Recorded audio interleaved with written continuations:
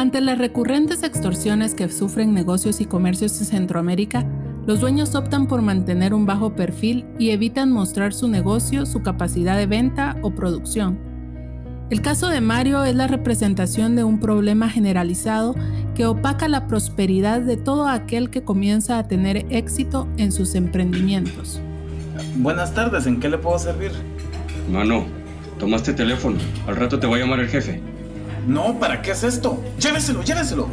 El costo económico que implica para el sector privado pagar la extorsión no es fácil de determinar, pues se necesitan datos públicos y actualizados sobre el impacto y magnitud de este delito.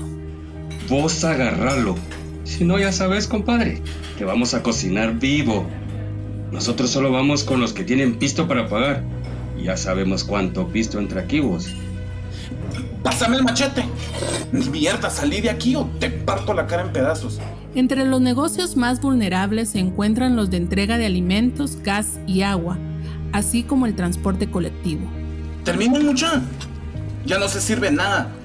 Que terminen de comer los clientes y se cierra este negocio. Les pago hasta el día de hoy. Yo cierro esta mierda y no pago nada a nadie. Y además ya sé que me van a matar. Mejor me voy mojado para los estados. Alguien nos chilló, mucha. A uno de ustedes le sacaron información de plano. Si no, ¿cómo sabían que yo era el dueño? Este es solo uno de muchos casos de extorsión que han convertido este delito en una carga económica que impacta el Producto Interno Bruto de Guatemala, El Salvador y Honduras, al grado de convertirse en parte de los gastos operativos de los comercios. ¿Qué se puede hacer frente a una situación de este tipo? Bienvenidas y bienvenidos a un nuevo episodio del podcast Coaliciones por la Resiliencia. Soy Ana Castro y esto es Impacto de la extorsión en el sector privado. Cuando una persona es extorsionada, la recomendación generalizada es que denuncie. Sin embargo, hay diferentes factores que desaniman la denuncia. Entre ellos, la falta de confianza hacia la autoridad pública, la falta de información sobre los canales disponibles para hacerlo o la vergüenza de sentirse víctima de extorsión. También se da el caso, principalmente en el sector privado, en que el número de extorsiones es tan elevado que se buscan iniciativas propias como la creación de protocolos de atención a las llamadas por extorsión. Así sucede en una empresa de reparto de gas en Guatemala, que en el 2017 pagaba alrededor de $25,000 de extorsión. Con nosotros tenemos a Herlis Edelman, especialista en seguridad estratégica y asesor en temas de extorsión a empresas de servicio de reparto. Gracias, Herlis, por estar con nosotros. Muchas gracias por la invitación. Pues aquí estamos participando y contribuyendo a atacar ese fenómeno extorsivo que ha ido proliferándose de manera exponencial, y no solo Guatemala, sino que Centroamérica y ahora parte de Latinoamérica. Para entrar en el tema, ante el supuesto de que las empresas de reparto son las más vulnerables a sufrir amenazas de extorsión, cuéntanos un poco sobre el protocolo de atención a llamadas por extorsión que has implementado. ¿Cuál fue la motivación para su creación? ¿Cómo funciona? ¿Y en qué momento se vincula con el mecanismo de denuncia oficial? Sí, muy bien. Cuando yo llegué a Grupo TOMSA hace 6 años, obviamente no había nada. Y la fuerza extorsiva estaba golpeando la economía. Y dejemos la economía, porque el recurso de mayor valía para Grupo TOMSA es su recurso humano. Ahí aparezco yo en escena, especialmente para el tema de la extorsión, y lo primero que se realiza es el protocolo. Costó un poquito romper los paradigmas porque ya nos habían avanzado las estructuras criminales con el miedo, pues entonces, y una sola persona contra todo lo que estaba pasando, un pago mensual aproximado de 200,000 mensuales a nivel nacional, más ya ataques directos a nuestras unidades. Costó un poquito, pero sin embargo se empezó a socializar el protocolo contra la extorsión. El protocolo básicamente tiene 3 ejes. No pierda la confianza en nuestras instituciones públicas. La otra, no pierda la calma. Y la tercera, no se sobrevictimice. Pero el trabajo del día a día nos fue ayudando a socializar ese protocolo porque, repito, al inicio costó, pero poco a poco en la gestión sobre resultados las personas se fueron dando que era funcional. Empezaron a creer en el protocolo, empezaron a creer en mi persona y en las instituciones. Pero lejos del protocolo, algo que le da vida al protocolo es una situación bien especial que les quiero compartir. Es el acompañamiento a la víctima.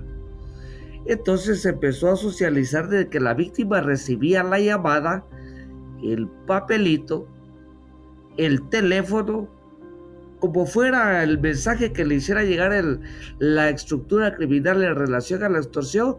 Lo primero que había que hacer era transferirme a mí el expendio tal o la unidad tal está siendo víctima de extorsión.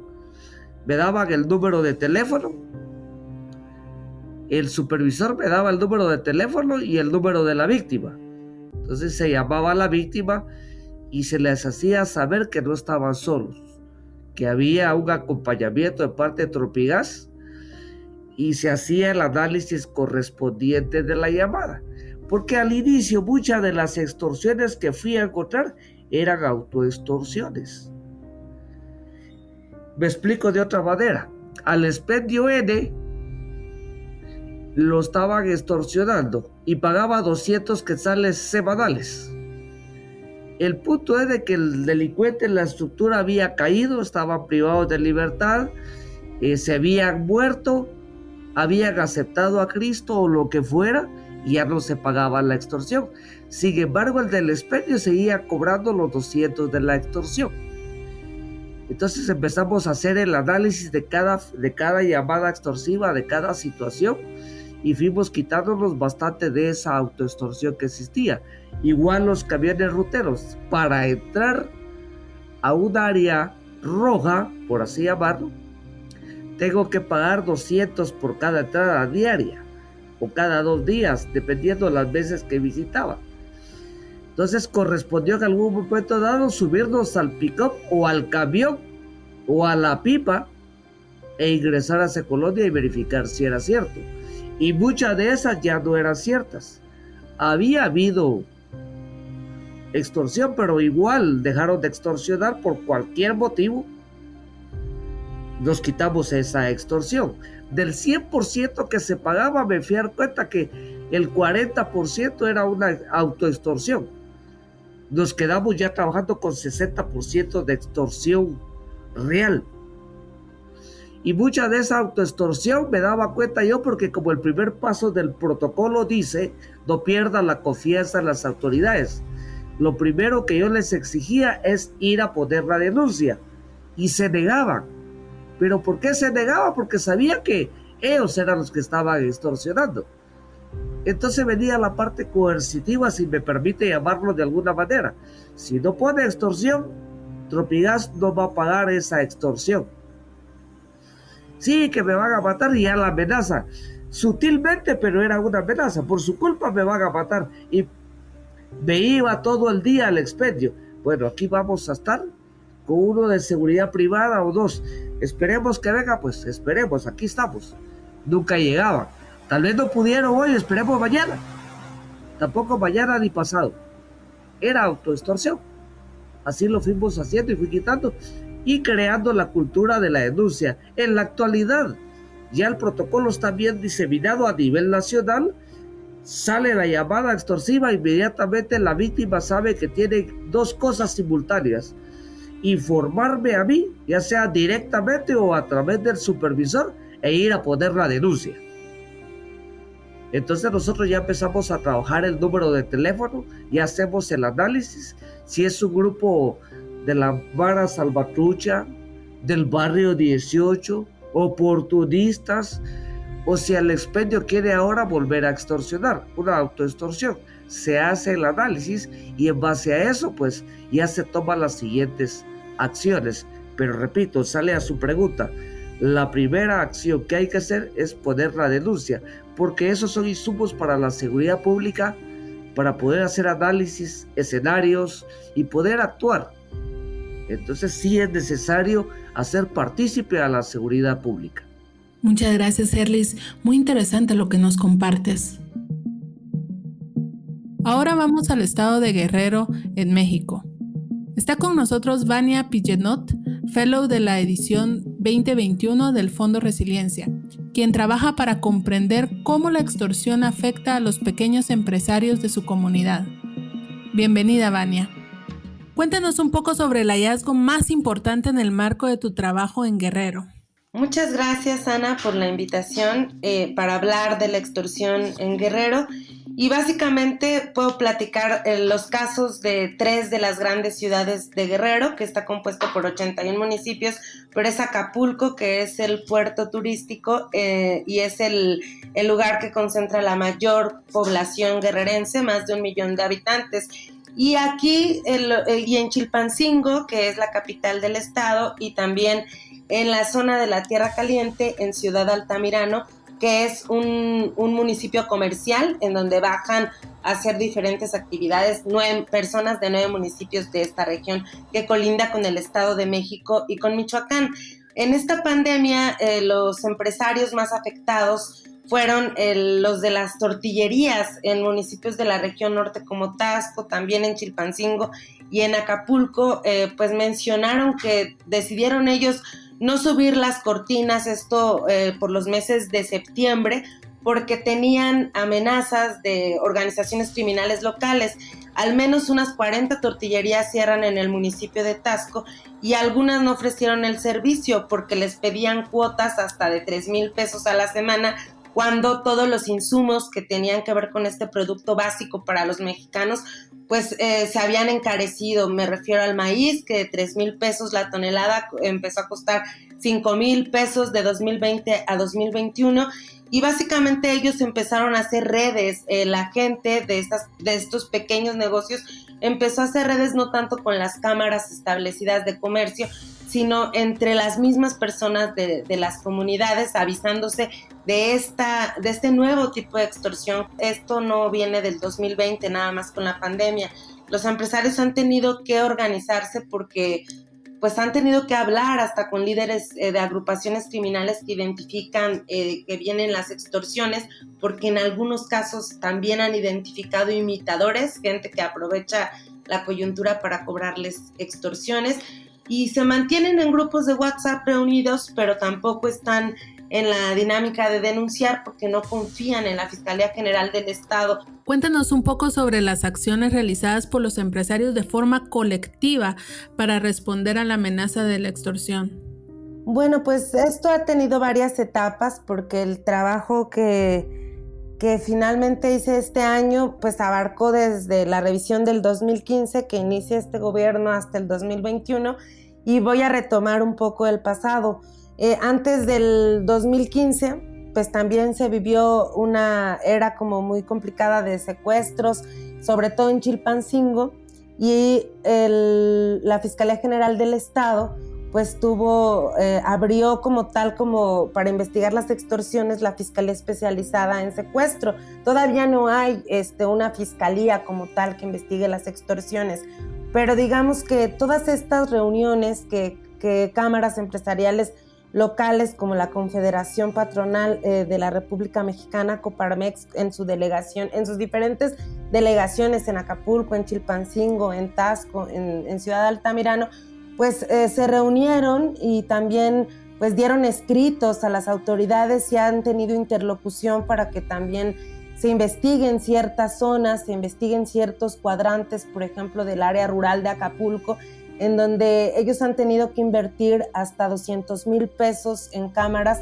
en circuitos cerrados, para tener ellos el control desde su celular de lo que pasa en sus negocios, y también han sido muy colaborativos con la Fiscalía en cuanto a dar estos videos que pueden captar las cámaras de sus negocios, y allí son desde papelerías, son tiendas de abarrotes. En el caso de Acapulco, pues algunos que ofrecen viajes, algunas agencias de viajes, hay diferentes negocios que en torno al delito se han unido pues con sus propios recursos, han tenido que invertir en seguridad privada también, y pues esto más que normal pues ya lo ven como parte de sus pasivos. Lo mismo pasa en Chilpancingo, pues ha habido como algunas charlas que tienen los empresarios con las mismas familias de sus empleados para que cuando son amenazados o cuando haya como un intento de extorsión, pues también tengan muy identificados de dónde vienen estos números. Pero en realidad, pues la coincidencia es que se sienten muy solos por parte de las autoridades, los han dejado muy solos, y los pocos logros que han tenido en materia de investigación o en las fiscalías especializadas o que tengan canales de denuncia, pues es porque o conocen al fiscal de manera muy cercana y le pueden mandar hasta un WhatsApp y los atiende caso por caso, o pues tienen que llegar con el fiscal, con interlocutores diversos, pero no hay un canal institucional formal. Entonces lo que ellos han hecho es tener esta comunicación de lo que está pasando e informándose de las nuevas extorsiones con el tiempo. La última, en esta pandemia, les pedían que depositaran a cuentas que aquí en México se abren con poco dinero, con unos $100, y ahí esas cuentas les decían que depositaran porque también había una amenaza implícita de que les iban a hacer algo en sus negocios. Y en Acapulco, por el pago de la cuota, han matado a pequeños comerciantes, por ejemplo, que venden elotes con mayonesa, o taxistas, bases de taxis con 10, 15 unidades formadas, pues las han ido a rafaguear porque no pagan la cuota. Entonces, digamos que ahorita están en otra etapa. Los empresarios han vivido esta violencia desde hace varios años, y ahorita lo que hacen es mantenerse muy informados y pues tener esta vigilancia que les ha dado como un poco más de tranquilidad, porque tienen el margen de ver quién se puede acercar para dañar sus negocios. Como narradora de varios testimonios sobre víctimas de extorsión, como los que nos acabas de contar, ¿qué consideras que es indispensable para atender la problemática y tener efectos positivos?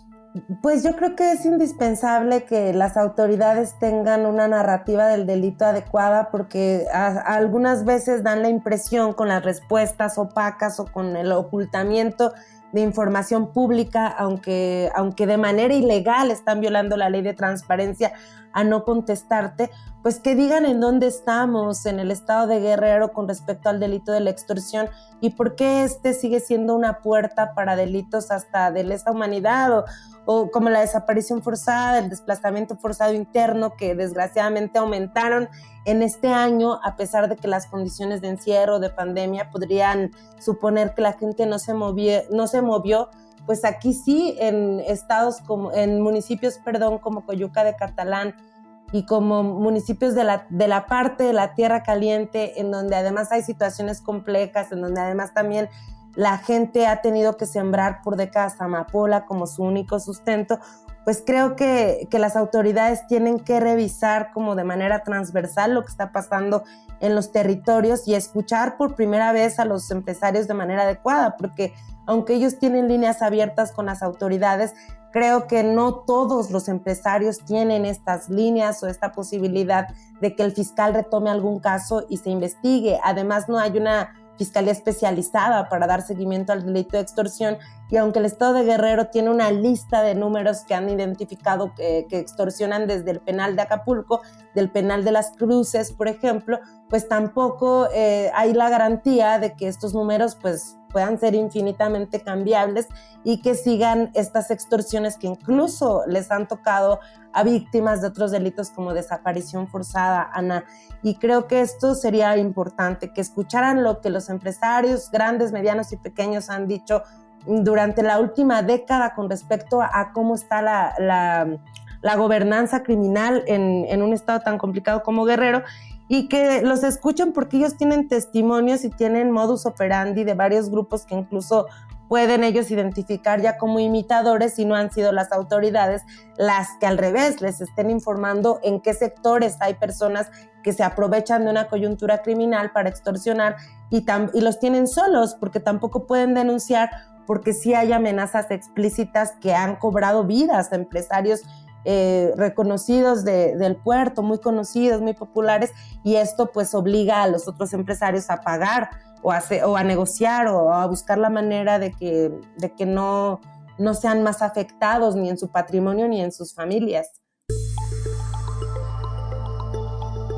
Los efectos de la extorsión son diversos: psicológicos, sociales y económicos. El sector privado, representado por emprendedores comunitarios o empresas con servicios de reparto, conocen estos efectos de forma directa y buscan alternativas que pueden ser ejemplo para otros. Herlis, ¿qué mensaje le das a una persona que desea iniciar un emprendimiento pero tiene miedo a ser extorsionado? Primero, que se asesore, por ejemplo, con la institución pública, DIPANDA. DIPANDA hoy por hoy ya no está en la tabula rasa, ya hay experiencia, ya hay base de datos. Eso es para iniciar. Segundo, que tenga mucho cuidado, porque en mi campo he visto que han aparecido muchos sabelotodos en extorsiones, pero lo que hace primero es, mire, necesito 10,000 para negociar con el delincuente. Al final se lo termina quedando él, ¿verdad? Entonces ha aparecido mucho, digamos que experto en extorsión, pero al final es un experto en extorsionar a las víctimas. Cuidado con quién se va a apoyar. Ha aparecido mucho. Pero detrás, yo sí me permito decirle que con la institución que es la que lleva a Guatemala eso, que es DIPANDA, ya tiene mucha experiencia. Y que sepa, que tenga cuidado a quién le va a pedir asesoría. Vania, ¿qué mensaje le darías a la institucionalidad pública cuyo objetivo es trabajar contra la extorsión? Hay que trabajar mucho en materia de prevención. Si no se sabe exactamente qué es el efecto del delito o el efecto de ese fenómeno, difícilmente van a poder ayudar a sectores focalizados que incluso quieren aportar con cámaras o quieren aportar de alguna u otra manera con las investigaciones. Que haya investigación en Guerrero es lo que más hace falta, y que los delitos se estudien de manera integral, que no estudien a lo mejor un caso de desaparición forzada, como es un testimonio fuerte que yo obtuve en estos meses, que lo investiguen como extorsión también, porque se pareciera que el delito de extorsión es tan invisible que podría ayudar a resolver otros patrones de violencia que las autoridades no están escuchando o que simplemente están obviando en una gama amplia de delitos que están traslapados aquí en el estado de Guerrero. Muchas gracias, Vania y Herlis, por habernos acompañado. Definitivamente es indispensable que se desarrollen mecanismos de atención y acompañamiento a las víctimas antes, durante y después de la amenaza, que les permitan sentirse acompañados frente a esta situación. Y recuerda, siempre es importante denunciar la extorsión. En Guatemala puedes hacerlo al teléfono 1574, en Honduras al teléfono 143 y en El Salvador al teléfono 2511-1111. Muchas gracias por habernos escuchado. Para saber más sobre el tema de este episodio y otros relacionados con extorsión en Centroamérica, visita www.globalinitiative.net. Busca nuestros contenidos en español y descarga el reporte Una cultura criminal, extorsión en Centroamérica en la descripción de este episodio. En nuestro sitio también encontrarás más información sobre el crimen organizado alrededor del mundo y otros podcasts y contenidos. En redes sociales busca Global Initiative para acceder a nuestras direcciones y encuentra nuestro correo electrónico en la descripción de este episodio. Agradecemos tu calificación, reseña y suscripción a este podcast. Compártelo en tus redes sociales para llegar a más personas y mejorar nuestros contenidos. Esto fue Coaliciones por la Resiliencia, impacto de la extorsión en el sector privado. Soy Ana Castro. Gracias por escucharnos. Hasta la próxima.